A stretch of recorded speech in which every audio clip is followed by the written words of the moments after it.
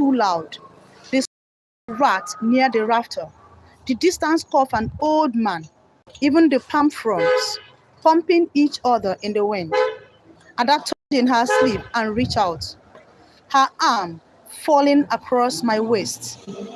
I let it rest there, anchoring me to the mat as if I might away.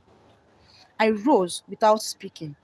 We moved like shadow through the yard, past the place where we used to play 10-10 and pretend the mango trees was a palace. The air was cool, and for a moment I wanted to be small again, wanted to be a child who did not understand the language. At the ritual spot, the ground looked flat, innocent, if as if nothing strange had ever happened there. And grandmother spread the cloth parcel open. Inside lay a stripe of white chalk, a small calabash of water, and a handful of cowries. She drew a circle around the place with the chalk and set the cowries in a cross. Then she wiped her hand on her wrapper and looked at me. Lie down, she said. I lowered myself to the earth, resting my ear where she pointed, just above the softest part, where the soil gave a little under my weight. The coolness of the ground climbed my skin. I closed my eyes. Breathe with it, she said quietly. Not against it. Let your chest followed it rise. At first, I felt nothing except my own lungs pulling and pushing. Then, very slowly, something else. A faint, deep movement like someone turning over in sleep under many blankets. It wasn't a sound, it was a rhythm. I adjusted my breathing, slowing it until the rhythm met me halfway. My chest rose when I felt the ground swell. It fell when the ground settled, a strange calm touch my face, and I let my cheek sink into the soil. Tell it what you want, grandmother commanded. I did not know how to speak to earth. What language does the soil understand? But words came in anyway, quiet and slow, the way you talk to child you love. I am tired, I said. We are all tired. I don't want this anymore. I don't want us to take breath that is not ours to take. If you have to eat, eat my work, my time, eat my sweat, not their breath. The ground's rhythm changed. It thickened, then slowed, then quickened again. A warmth spread from my ear, through my jaw, down my throat. For a second, I panicked. The warmth felt like something entering me, and I started to lift my head. Stay, Grandma commanded.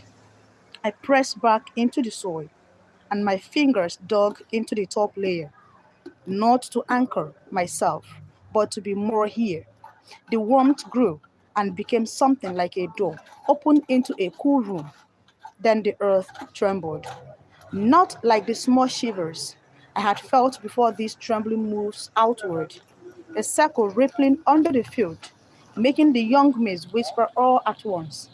The hair on my arms rose, and for a wild moment it felt like I was lying on a giant animal's back and it had stood up.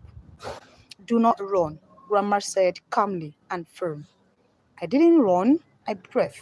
I said again, with my mouth close to the soil. Take my days. The tremble passed through me. When it reached my chest, my breath hitched. For two heartbeats, exactly two, I could not inhale. Panic shot through me, but therefore it could only blow. The door opened it again, and the air washed back in cold, clean, shocking. I sucked it in and felt tears fill my eyes. The field still, the warmth faded in a slow and way. Stand, Grandma said after a while. Her voice was hoarse. I pushed myself up, dizzy. The word looked a little sharper, as if something had adjusted a lens. Grandmother poured water into my cup hands. I drank, and the water tasted like it had been waiting for me. She picked up the cowries and pressed them into my palm. The land has answered, she said. It took your promise. I let a breath that wasn't just air. It was a month of fear leaving my body. What now? I asked Grandma. Now we can keep it. She said, no more chicken, no more quick breath. You will rise with me before dawn every market day this planting season. We will breathe with the soil. We will carry the water to the ridge without complaining. We will give the land our back and our time and our patience. This is the new promise. And if it asks for more, it will, she said. It will always go and does the same thing. But now it must ask in the daylight, and we will answer with our hands. And then after that, people expect magic to look like lightning. But sometimes it looks like a boy waking early.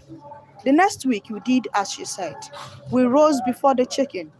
We walked to the field with water and quiet. We knelt, we breathed, we weed slowly, not like we were fighting grass, but like we were combing hair. We mulched the yam mounds with the leaves we once burned. We did not say the word sacrifice. We used care instead. And on the third day, Ada followed us, rubbing sleep from her eyes. She said nothing, just watch. Then mirrored our breathing with a seriousness that made my chest ache with pride. And on the fifth day, my mother came too, pressing a scarf to her head and bringing a calabash of water, and she flavored with a few leaves from the plantain stalk. Soon, Uncle showed up with a hoe and the kind of apology that is better made with actions than with words. We did not tell the neighbors anything. The whispers changed shape on their own. They are mad. Someone said, they are praying to the ground. Said another, they are lazy. They just lie there. Added a third, but by the seventh day, two women began to weed their plots before sunrise as well. Not to breathe, but to begin. I saw them look out and in a field. It was too early to declare anything.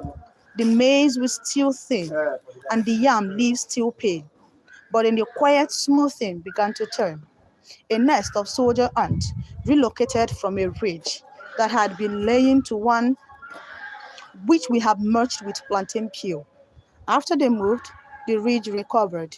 A pair of egrets started visiting at dawn, picking beetles out of the ground near our cassava, and the soil under our hands felt less compact, like it had loosened its shoulders. And when we watered, the earth drank them and spit. And then one afternoon, I passed the spot where I had dug up the wind, and the ground was even. The sun crusted light with a kind of grey dust that forms after a light night. Tremble, no warmth, only a quiet that felt honest. I pressed my ear to it for a second, just to prove that I was not afraid. I had nothing except the moving of my blood. Do you think it will work? Ada asked. That evening, sitting beside me on the veranda, she had undone her braids and was combing them out with oil. I don't know, I said, but I feel like I can stand in the field again without feeling like I'm standing on someone's chest. She nodded slowly. I don't hear the chickens in my sleep anymore. I looked at her. You heard them too? She kept combing. Everyone else said something. They just didn't want to say. We fell into a soft silence. Fireflies slicked light between the cassava stems. Somewhere in the distance, a radio cracked out a song, and then a voice announcing the price of beans in town. Inside, Grandma coughed once, and a dry sound that made my mother look up sharply. She had been coughing more lately, a cough that seemed to come from a place beneath medicine. Does it cost you? I asked her later that night. When I found her sorting cowries on the floor, lining them in a procession, she smiled with teeth. Everything worth keeping costs something. Don't pity me. This is the work I was given. To hold a rope and pull until the knot loosen. And if it never loosened, then at least we stopped tightening it. She brushed her palm over the cowries and drew them into a small circle like a mouth had decided to close. That was the first week the ground stopped speaking. In the voice of a bird, the harvest did not turn into a miracle overnight, but people from the village began to notice that our field looked tended, not charmed, not cursed, just to work. When a pastor from the next town came for a revival land preach about new covenant, my mother went and came back with quiet eyes. She and grandma sat together on the mat that night and did not argue. They spoke in the kind of low tone that makes you think of bridges. The weeks after the new covenant began felt lighter, almost like a new chapter in our lives. Each dawn, I woke with my grandmother's hand on my shoulder, her touch gentle but firm, pulling me from dreams into the cool silence of morning. We would work together, sometimes with Ada, sometimes with my mother, until the horizon flushed with gold. The ritual of breathing with the soil became strangely comforting. At first, it terrified me, pressing my ear to the ground and waiting for that faint rhythm, unsure if my it would take my air away. But the more I did it, the more it felt like a conversation. Even the crows seemed to listen. The maize grew stronger, greener, and the yam vines thickened, and the cassava leaves lost their pale edges. It wasn't a miracle, but it was a movement. And in a place where hunger always locked at the door, movement was everything. But as with all things in life, peace did not last unbroken. One evening, as I fetched water from the stream, an old man from the next compound stopped me. His name was Pa Okoro, one of the few who still remember the days before the grandmother's time. You walk like a child who carries a secret, and he said, squinting at me. I felt uneasy. I carry water, not secret. He chuckled, toothless and dry. The earth is not blind, boy. I have seen men make covenants. I have seen the ground eat and then spit.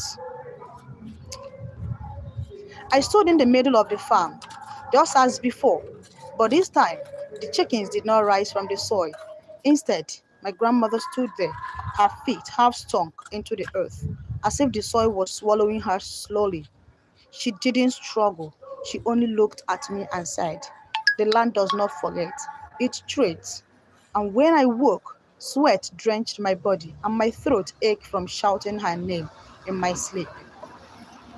They stumbled through the night towards the farm, and my legs weak, my chest tight with terror. The moon above glowed red, casting everything in a bloody light, and the ground shook so violently. When the next season came, I woke before dawn out of habit, and for a moment I was expected to see grandmother's shadow moving at the door, her hand reaching for me, but the doorway was empty. Then I began to work. I weeded the ridges carefully, watered the young yam, mods, and spread mulch across the maize stalk. And my breath was steady, my hand firm, and as the sun rose, it felt the earth soften, not trembling. One night, many years later, I dreamt again of the farm. This time, there were no chicken, no feathers, no cries, only my grandmother standing beneath the mango tree, and her back straight, her face calm. She placed her hand on my chest, telling me to remember this. The earth is not hungry for blood, it is hungry for care. When you forget that, you will hear voices again. But as long as you remember the ground, it will rest. When I woke up, the night was still and the soil outside quiet for the first time. I believed the unthinkable could end, not the silence. Sometimes, when I walk across the ridges at dawn, I pause, close my eyes, and press my ear to the soil. Not because I expect to hear anything, but because I want to remember what silence feels like. And in that silence, I hear my grandmother's voice, steady as the earth itself. Every covenant chooses its keeper. Be sure the ones you choose can keep you. Thank you very much for watching. Thank you for staying with me. I appreciate you guys. Go down in the comment section and tell me what you think about this story. Is this a practice? Is it part of ritual? Do you believe in some rituals that will carry out in our various villages? Is this superstitious belief, or do you think it is worth practicing? Whatever you think, drop it in the comment section. Don't forget to hit the subscribe button. Like this video. See you guys in my next story. Thank you.